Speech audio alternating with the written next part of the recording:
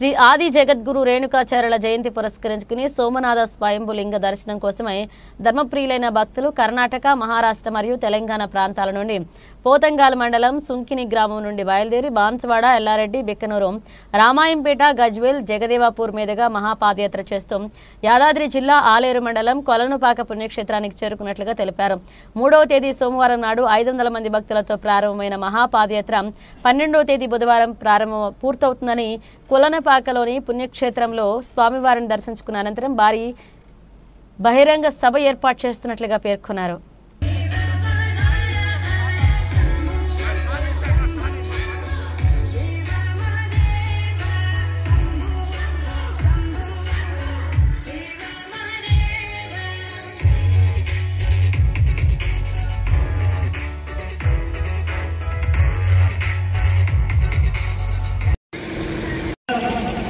సనాతన ధర్మం కోసం, హిందూ ధర్మ పరిరక్షణ కోసం ఈ నెల 3వ తారీఖున సుంకిని నుండి 4వ తారీఖున కుర్ల నుండి ప్రారంభించి నిజామాబాద్, కామారెడ్డి జిల్లాల నుంచి మహాపాదయాత్ర ప్రారంభించి ఈ పాదయాత్ర 11 రోజులు జరుగుతుంది. రేపు 11వ తారీఖున అతిపెద్ద ధర్మసభ కార్యక్రమం కొలనుపాక పుణ్యక్షేత్రంలో నిర్వహిస్తున్నాం.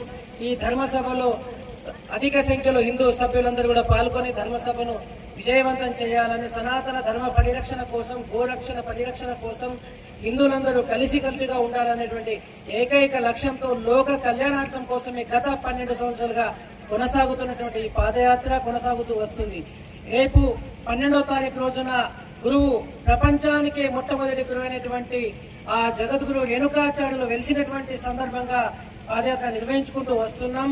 ఈ పాదయాత్రలో చుట్టుపక్కల ఉన్నటువంటి గజ్వాల్ చుట్టుపక్కల ఉన్నటువంటి హిందూ భక్తులందరూ కూడా రేపు సాయంత్రం కొలనుపాక పుణ్యక్షేత్రాన్ని విచ్చేసి అక్కడ జరిగేటువంటి సనాతన హిందూ ధర్మ జాగృతి సభను విజయవంతం చేయాలని ప్రతి ఒక్క హిందూ భక్తుల్ని స్వాగతం పలుకుతూ హర్ హర్ హర్ హర్ శాంతి శాంతి శాంతి.